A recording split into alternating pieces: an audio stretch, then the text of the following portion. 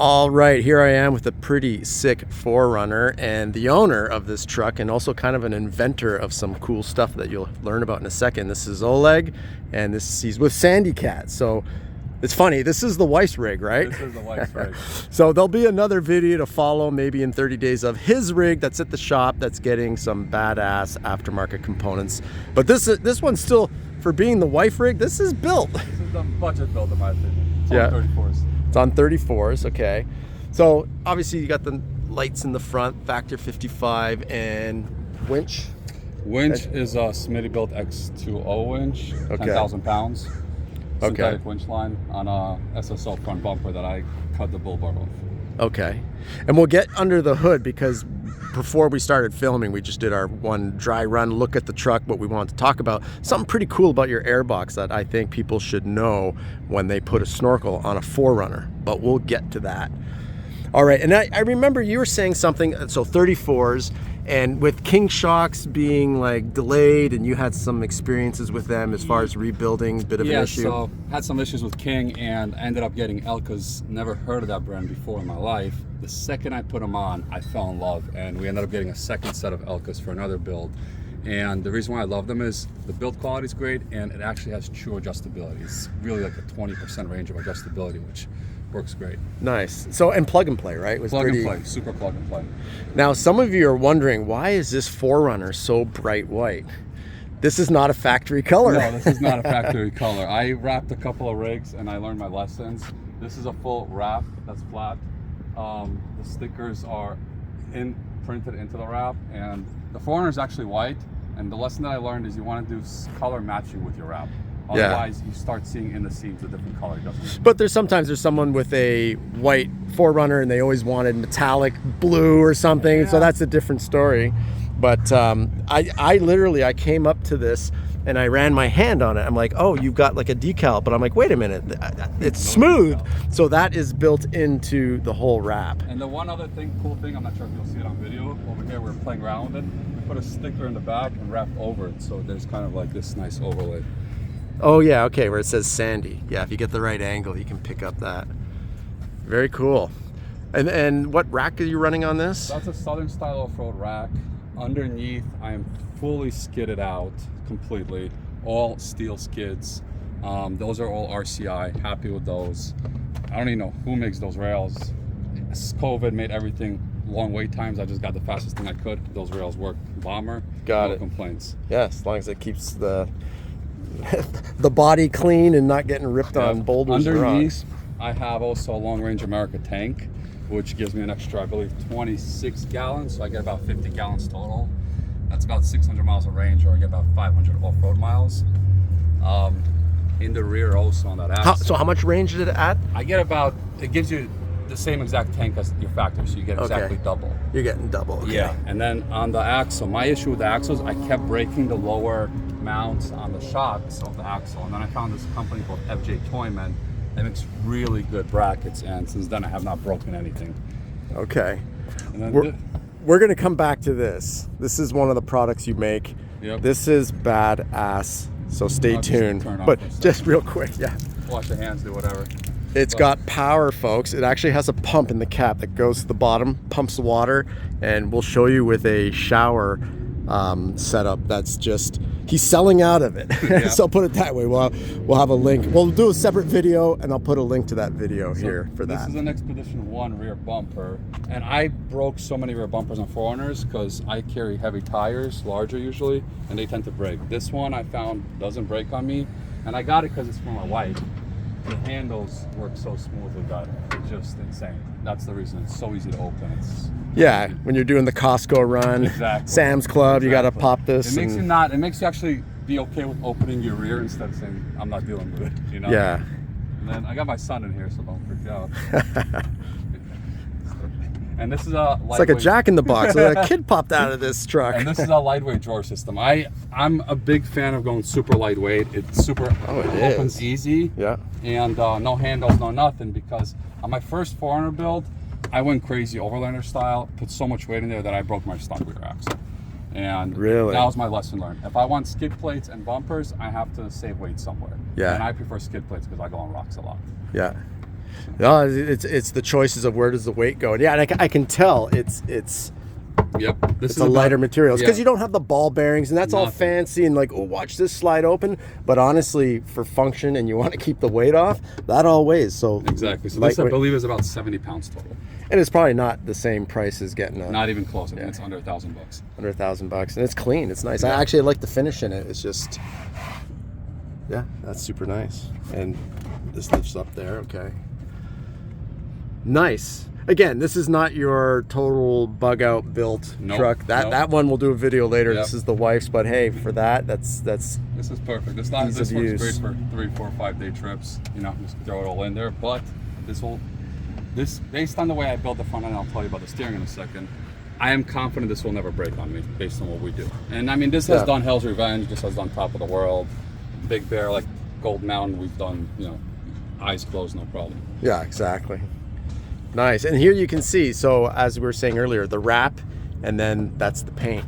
Now I don't know if the camera's picking it up, but the paint has a little bit of a like a yellow hue to it, if you will, where this is just like white as white can be. Yeah. So I noticed that the Cars and Coffee, because we just rolled out of Cars and Coffee, so many people are checking out this rig, and it's that white and the contrast of the, you know, that little mountainscape.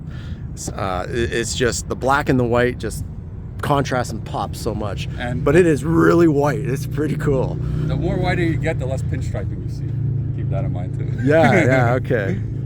A little damage though. And then let's get to the other side. Real beadlockers? Real beadlocks. I am a big fan of beadlocks because when I got into overlanding, I'm running 15 psi and I'm still going fast in the sand, and you still get sand in between the rim and the tire, and that gives you a slow leak. Yeah. And I'm not dealing with it. I need beads no matter what. Bead lockers. So many, you know, a lot of companies have fake, right? They put all this fake stuff. So like, I don't get that. Like, hey, look, it looks like I have bead lockers, or I just like the look of fake bolts, but this is the real deal and functional. I have bead lockers on Trepadors, and I can get it down to 5 pounds PSI. And it's snow. Like, we were up in the snow a couple of days ago. I was 2 in the front, 4 in the rear. No problem. Don't even worry about it. Yeah, and then you're floating, right? It just feels so good. Yeah, where if you don't have bead lockers, I mean, you don't want to go below 10. That's very, very risky. That's risky, especially in the sand or snow. Oh, so the Elkas are adjustable? They are. They're adjustable. They have adjustable, two forms of adjustability, one for high speed, one for low speed. Okay. And then I also have King hydraulic bump stops in there, just because with hydraulic bump stops, I could move it up or down by like a millimeter to make sure I'm exactly maximum up travel. So I'm a big fan of that. Depending on how much weight you're carrying at the time of that trip. Okay, that's cool. Is it Icon? It is. The hydraulic bump stops? Kings, okay. Yeah. And this axle is actually pushed back about 1/2 inch, so I could get maximum up travel without tearing out my door. Yeah. So you did a little bit of surgery for the 34s, but not a whole ton. I mean, the front about 20 hours of surgery, to be honest with you. Okay. Yeah, the front's where it's at, because you got to turn the wheel. The rear. The body mount chop, a lot of banging with a hammer over here, a lot of cutting, but you know, on the exterior, I kept those factory look, which I'm really, really happy with. Okay, and there's the adjustable on the front. Okay, I didn't catch that. And then I have Gusseted Spindles in there, tie rod sleeves, and also the camshaft weld-on kits from Marlin Crawler. Just because from my experience, you could break those in a heartbeat. I mean, I still carry a spare CV here, and I carry a spare tie rod, but I'm pretty comfortable going as hard as I want in this rig because of what I did. Got it. And then for that, the Elkas, I mean, obviously a lot less expensive than Kings. No, they're more. They're more? They're more. Oh, crap. Okay. I thought like... But you could tell, like, if you put a King right next to an Elka, you could tell the build quality. You could tell what you're paying for. So really? So wait, King, I always thought was King of the Mountain. If I remember correctly, my numbers may be a little off. I bought them about 1.5 years ago. The Kings were around $3,600 for like a plug-and-play kit for this. The Elkas were like $4,200. Really? Yeah. Okay. But I mean, you've ran both, and you had some... I would take Elkas any day of the week, honestly. From now on, if I want a plug-and-play bolt-on kit, Elka all day long, honestly. And you know what you're talking about. And keep in mind, I've been into King started wheeling in 2008. I mean, I've been doing KOH type of stuff since 2008. I've been a big fan of King, super loyal, never switched. And the only reason I found Elka is because of COVID. I didn't want to wait a year for Kings, and I'm like, I should have found this earlier. and even kind of like, well, I'm calling it post-COVID. I guess it is. There's still a wait for King, but the Elkas you can get right away. I think so still, yeah. And then real quick look in the interior. I know, again, wife's truck, it's, you know, very minimal, but you know, the nice Ram mount, I love those. Anybody with a Toyota system. This is a Amazon switch kit, which works. It's 120, 130 bucks. Love it to death. Wouldn't trade it. You must get a scan gauge if you have a Toyota. And the reason why you get a scan gauge is transmission temps. Really? Okay. If the second you put in skid plates and a front bumper, you're blocking so much airflow, plus you add the weight, your tranny will overheat like crazy. Got it. And on this 4Runner, we put one auxiliary cooler. On my other 4Runner, I had to put 3 auxiliary coolers to get the tranny temps back down. Wow, okay. So that's a big deal. Yeah, so skid plates, you're eliminating your air. And speaking of air, let's pop the hood. The hood here and check out a quick simple mod you did. All right, let's pop the hood and check. Now, folks, this is what a overland vehicle that is in use looks like. He's got the nice, you know, coat of dusted dirt. It's nice. I appreciate Hey, you know, the it. best part, you get to see if there's a leak. You Exactly. get to see if there's any oil marks, and there's no leaks. Exactly. So this is pretty simple. I mean, I have my switchgear stuff here with the fuse box. That's what we were showing on and the then I dash. have an ARB compressor right there. And the most important thing is going to be this cold air intake, which I love. This is an AFE. I got it to work with my Snorkel, but the reason why I love it is because I learned from experience that a Snorkel will limit your airflow sometimes. If you're going over 65, 70 miles an hour on a highway, you get limited airflow. So this cold air intake has a cap that I can put on and take off. So whenever I'm on the roads, I keep the cap off so I get maximum airflow into my engine if it's not getting it all through the Snorkel. Interesting. I go off-road, I put the cap on, I'm fully protected, and you know, I'm good to go. Well, because off-road you're not going 70 miles an hour, so you want to protect and keep your air filter clean and dry. Yep. Right, dust-free. Yep. Well, and there's less dust up top than below, Exactly. of course, a little bit less. But okay, so you're saying that, and it was interesting, we were talking about this before, you're saying that when you're on the highway, because of this limited space, you are not giving the proper breathability to the engine. That's why you take the cap off for city driving, and presto. And I mean, I'm telling you this from experience. Back in 2008, my Jeep was a test pig for a very famous supercharger company. I had a Snorkel on. They couldn't figure out what the issue is until they drilled 6 holes in the back of my Snorkel, and then it was letting more air in, and that's why I was able to get my speeds up higher. Yeah. That's a true story because I've seen it. He's not bullshit. That's Richie, folks, that you heard in the background. There'll be a link to his truck. We have both the trucks here. Richie from JailBreak Overlander, you know the name. So we're out here just doing some truck filming. Okay, no, that to me is the educational piece. So keep that in mind, folks. You want to get, and in this case, it's the AFE box that you can remove that cap and get more airflow. Yep. And then on top I have the KC lights. I'm not a big fan of lights above the windshield. I prefer them all in the grill on the bumper, but the backstory there was my wife said, I'll take a 4Runner only if I get that crown. So she got the crown.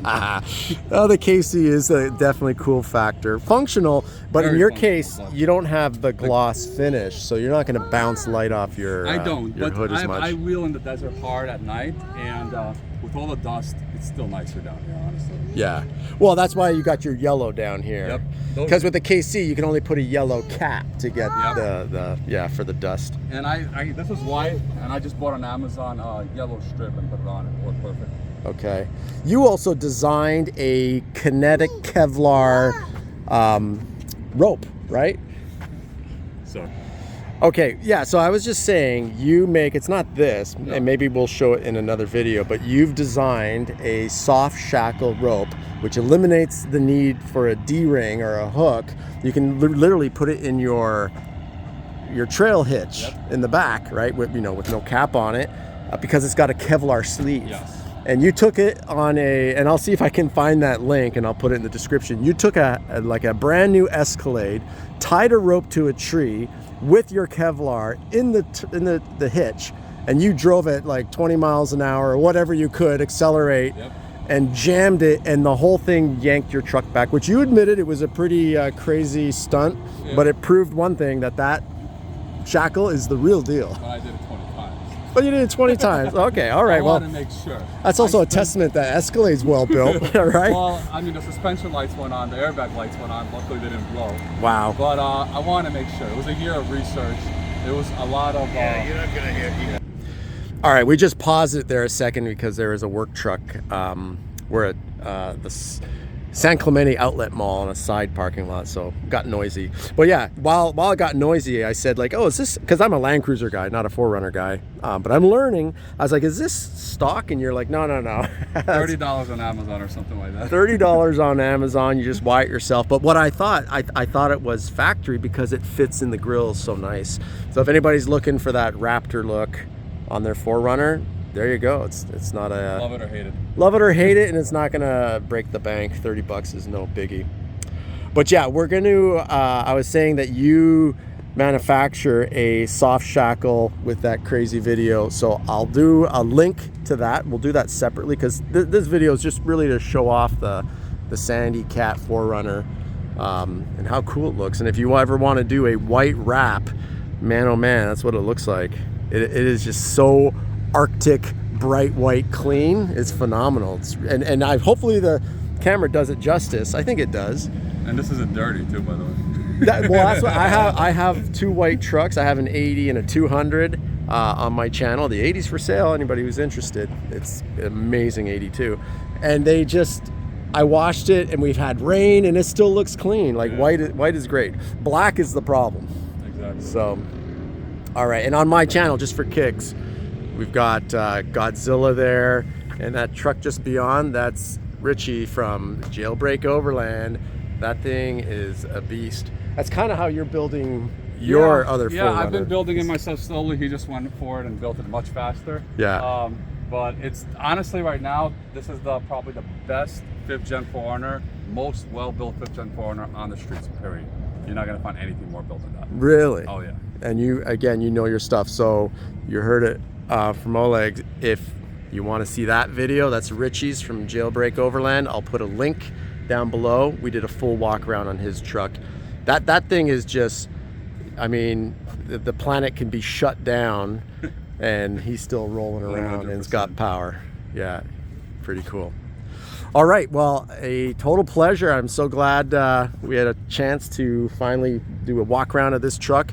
And let's go check out that jerry can. I'll put a link to that. That's a video on its own worth seeing, a invention by Off Camber. So, all right, thanks, bro. Thank you. It was a pleasure. And thanks for tuning in, everybody. One last wide view of that. Look at that. That looks so cool. All right, happy trails, everybody. Thanks for tuning in.